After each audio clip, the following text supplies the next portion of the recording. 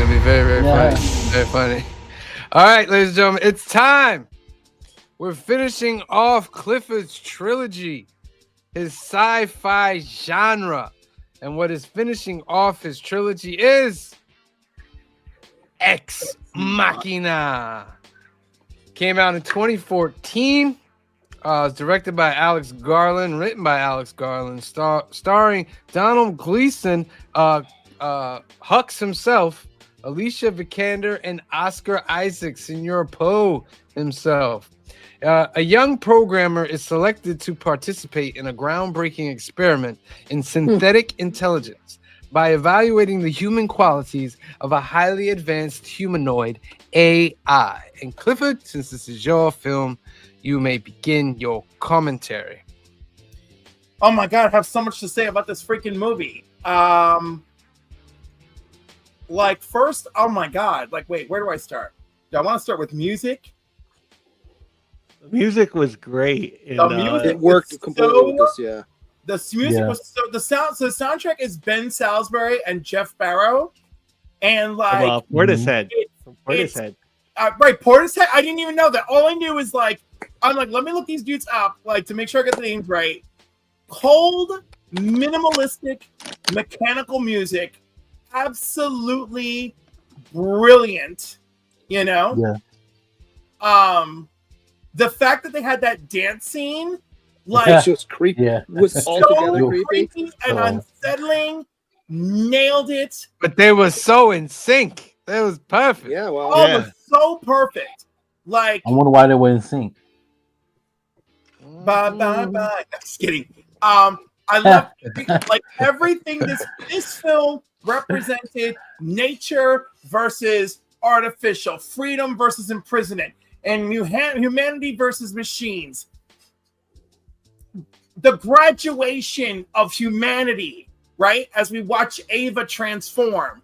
And the three, like, one idealistic, manipulated person, one arrogant narcissist who isn't my brother, an ambitious, and I'm sorry, an ambitious freaking AI with an ambiguous moral compass.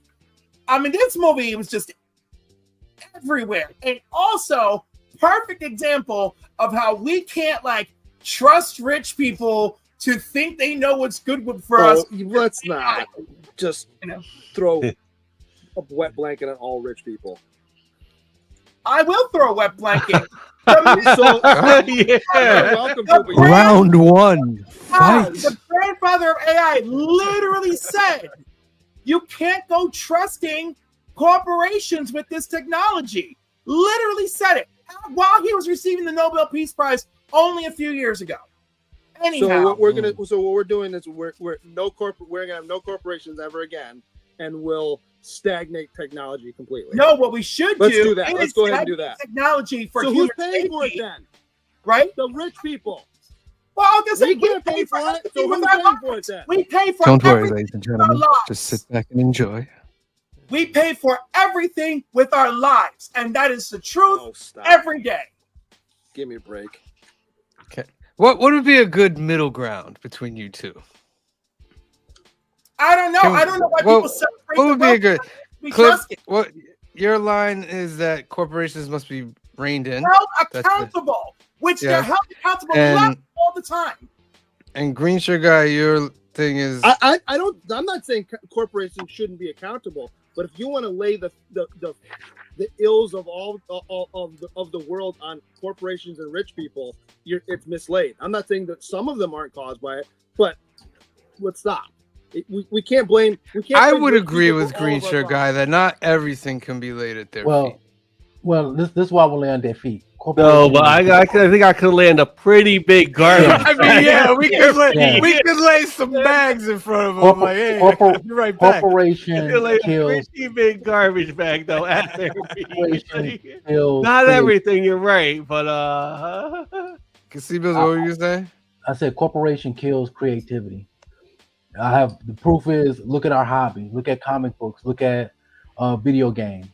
When corporation steps in, it ruins what was. But didn't we, to play out devil's advocate, didn't we get that from a corporation? No, some of the studios, some of the video game studios started off as small studios. They wasn't part of the corporation, and the corporation purchased, like Bungie, the creators of Halo. Yep. They started off small, and they got bought by. Whose fault would that be, though? Would that be the corporation buying it or the person selling it to the corporation? It will be. It's both. Oh, yeah, I agree. It's both. But if somebody tells you created something and they willing in a dump truck full of money to buy your product, it's gonna be hard for you to say no. Like when I see corporations getting into like, first I didn't want to believe it. Like when Disney bought Marvel, a lot of stuff in Marvel was going on. Marvel right now is not as good as it should have been. You know, look at the MCU at the beginning and look at it now. I don't disagree with that to an extent. And you guys can probably roll back the tape. I don't know if it's on one of these, but I remember when Disney bought Fox Searchlight and all that, and I was like, this is a problem. And you guys looked at me, I'm like, you're like, well, but we get the X-Men. I'm like, yeah, but now eventually you're gonna have all of the creative juices under one banner, so there's no competition to make it better. If everything's under one banner, there's only one people making decisions. I'm real big on competition. That's why when the whole console wars with Xbox and PlayStation was going on, and people was happy that Xbox is going down, I said, y'all don't understand. Y'all don't realize this. Go play the latest Madden. Go play the latest Call of Duty. I couldn't agree with you more. And I'm not an Xbox guy, but I couldn't agree with you. Yeah. If competition is eliminated, you'll see the person that won the competition, they would look at you and say, well, I could put out anything I want and you'll still buy it because there's nobody else here for it. Right. I wanna give an analogy to the movie. So in the movie, Oscar Isaac's character acknowledges that what he's creating will destroy the world.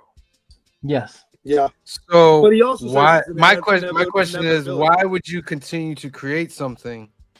And they alluded to like the same terminology, like with the atom bomb. They knew they were making the atom bomb. They knew that it would destroy the world. So why do you continue making something like that? Well, but if you remember, he says that it's not a matter of whether if AI was going to happen, it's going to happen. So I'm just the one doing it. Yeah, that's really true, especially for that time period too. Yeah. And even at like this time period, like if you came up with something innovative on the internet, there are 5 companies there to either buy it from you or shut you down, like financially. And by like the way, 1 of 5. I want to add a random factoid in here.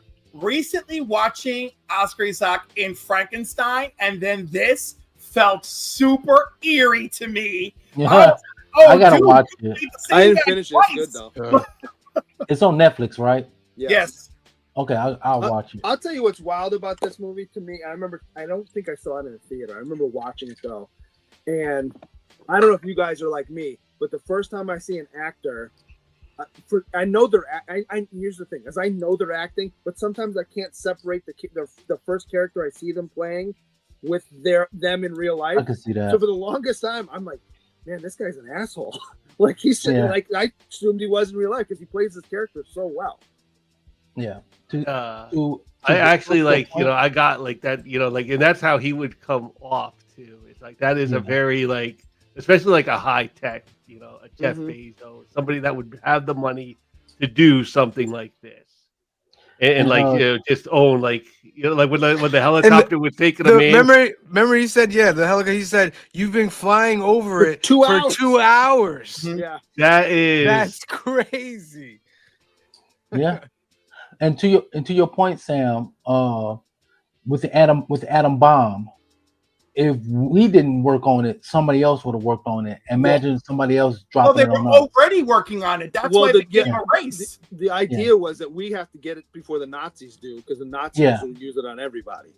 Yeah. Is AI the next atom bomb? Maybe. I have a little bit like.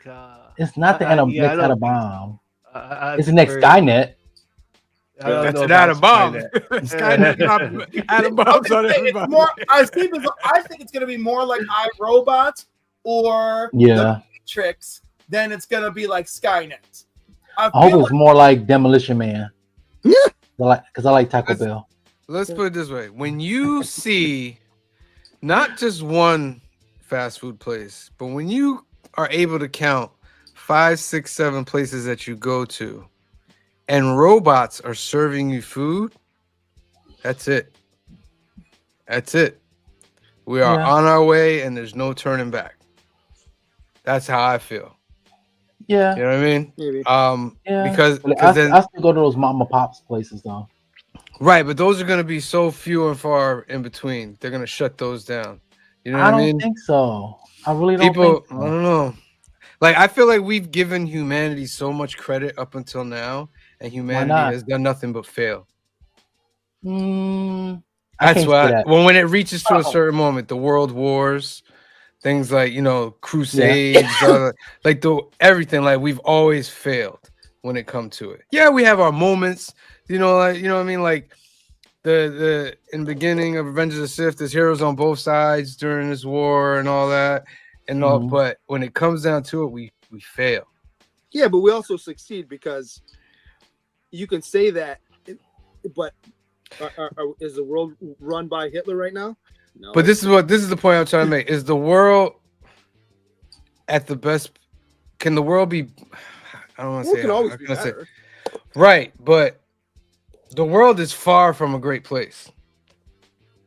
Well, we live. You know what I mean? We can have for the majority of the population or after the podcast. That's. Well, I'm trying to say that the majority of the population of the world, the world is a horrible place.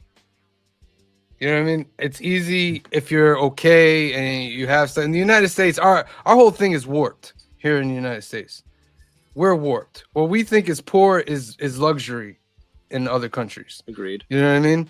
So I don't think the world is at the best place it could be. And, you know, like you said, corporations is part of it. Religion is part of it. That there are a lot of forces that are keeping the world from being the best it can be. That's all I'm saying. And like AI to me that's it. Like they said it 10 years ago. They said it 10 years ago. When AI comes, you're not going to be able to stop it. You're just not going to be able to stop it. And that's just like this movie. The last 5 years, it's come such a long way. Yeah. Like even our government is giving billions of dollars into AI research. You know I'm what I'm not convinced like Google AI couldn't pass the bar exam. Yeah. So it's like I don't hear anybody hitting the brakes talking about we got to put a slowdown on AI because it's gonna destroy jobs. I don't hear anything like that. All I hear is AI. Oh no, I've heard the opposite. I've heard especially in the creative field, AI in the creative field, jobs. yes. In the creative field, yes, you are correct. But like but once again, it goes back to like your analogy of the atom bomb. Reason why you hear a lot of the corporations going to AI, they don't want to get left behind. Correct. You know, even my company, I work in a call center. AI could destroy or could make me lose my job. You know, they can have AI answering the calls, AI answering the emails. Yeah. Most likely, it'll be like AI will handle like these, like what are our like top, you know, calls about. Yeah, and like you know, so if our top calls are like, you know, billing issues, can AI handle it, and can we program an AI to handle billing issues? And actually, then, like, that's what our AI does. So what I do is I build the wiki, and our AI, based upon what I put in the wiki, gives the customer the answer.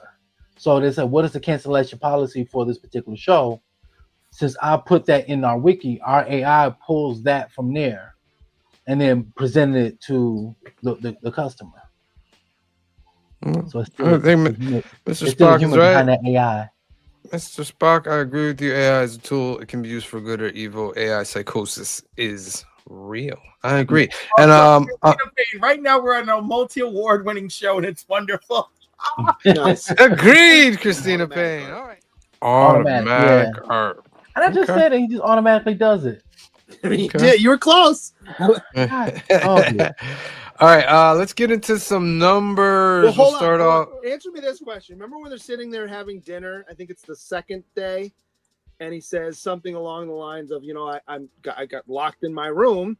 He's like, oh yeah, it's a protocol that anytime the power goes out, it auto locks everything, because otherwise somebody could just put the power out and then get it with all everything, get it in here. And then he says, well, why don't you get the guys to come back and fix it? And he says, oh well, there's so much high tech stuff in here. After it's done, I had them killed.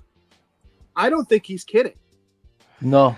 And they just kind of move on really quickly. Yeah, and I think also that he put it in the protocol when the power outages go out, because I think that happened before, and one of them got out, and then one of the AIs got out. So that's why he's programmed it so everything locks as soon as the power outages go out. All right, so numbers. We'll start off. I'll give you my number. I'm gonna give this movie an 8.5. I thought it was directed great. I thought the Donald Gleason and Oscar Isaacs played great characters. I thought the references to AI and how it just, like just the way that she was manipulating the whole thing from the jump. Mm-hmm. She was pretending, and he was telling him, he's like, what if she's pretending to like you, bro? Like, and he still fell for it. When he that's one of the claustrophobic moments when he's trapped in the room and she's walking out and he's smashing. I'm like, you are never getting out of there. Oh yeah, it's a wrap. That's crazy. What's wild to me too is she then goes out to where the helicopter lands and the dude's like, yeah, all right, I'll take you wherever. Yeah, but they never show whether she kills him or not. The helicopter, because she could fly that herself. Yeah, she could. Yeah, she could. Yeah, I suppose. You know what I mean? She could take over the world. I wasn't worried. I wasn't worried about her killing the helicopter pilot. It was, to me, it was just like the helicopter pilot was like, yeah, okay, I'll just take you wherever you want to go. Yeah, that's what I think. Because he was expecting to pick up. I think she took him out because his first reaction would be like, "I'm supposed to take some other guy back. I don't even know who you are." You know what I mean? I'll give it an 8.5 overall. See, Bizzle?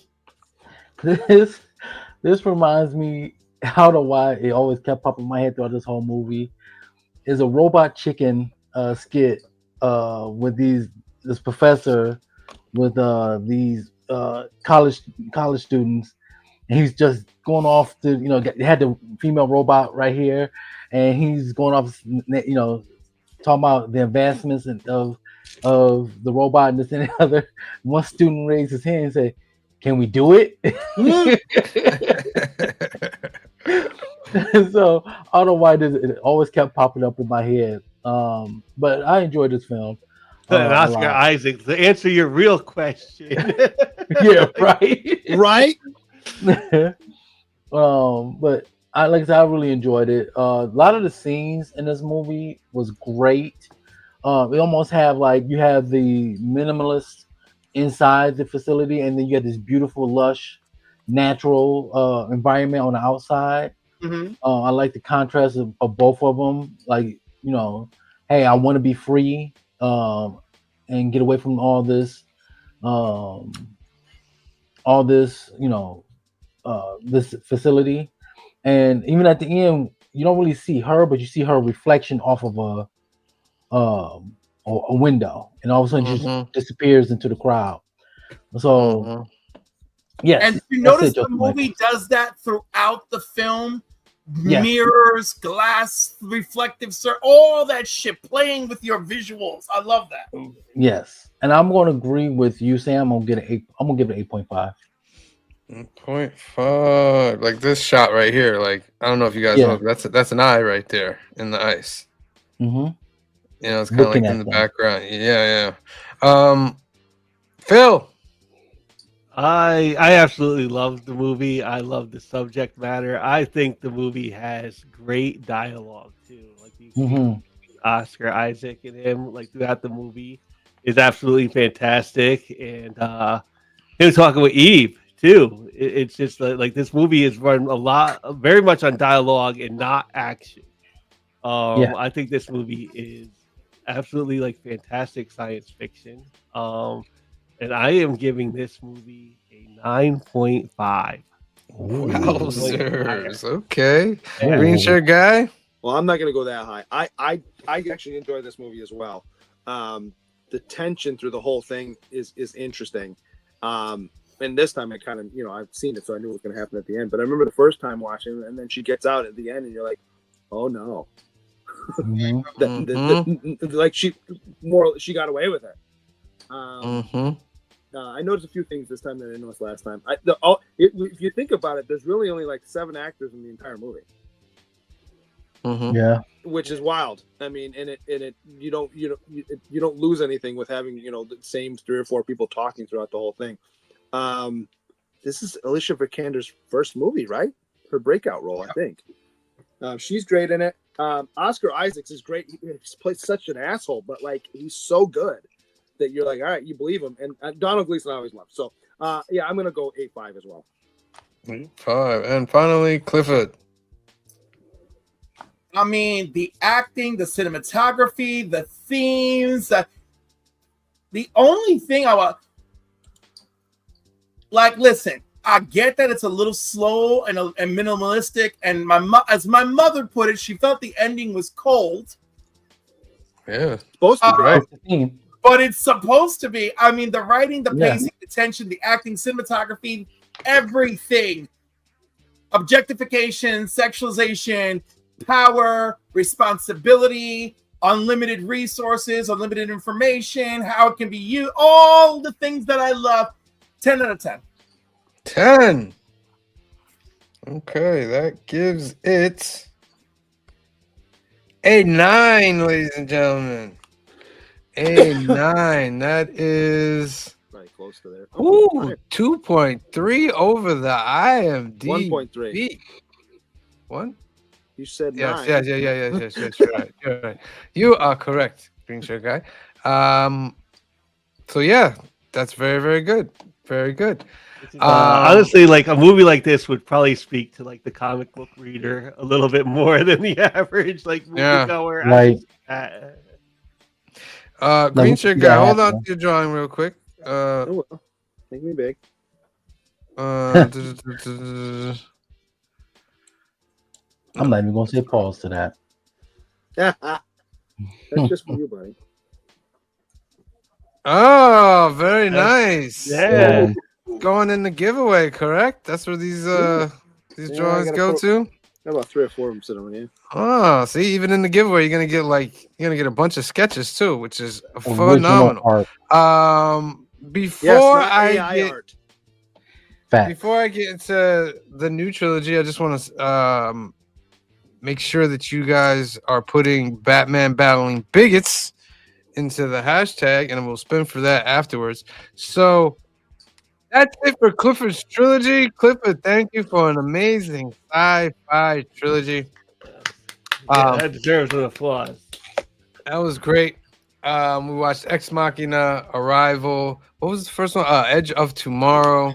That was 3 great. We started movies. fun. Great Fun, and then we started getting deep. And then it got real. Like that's what happened. It was like tomorrow definitely got real. And then it got real. Kudos to you, Clifford, for such a great trilogy. Next up is Where are the heroes?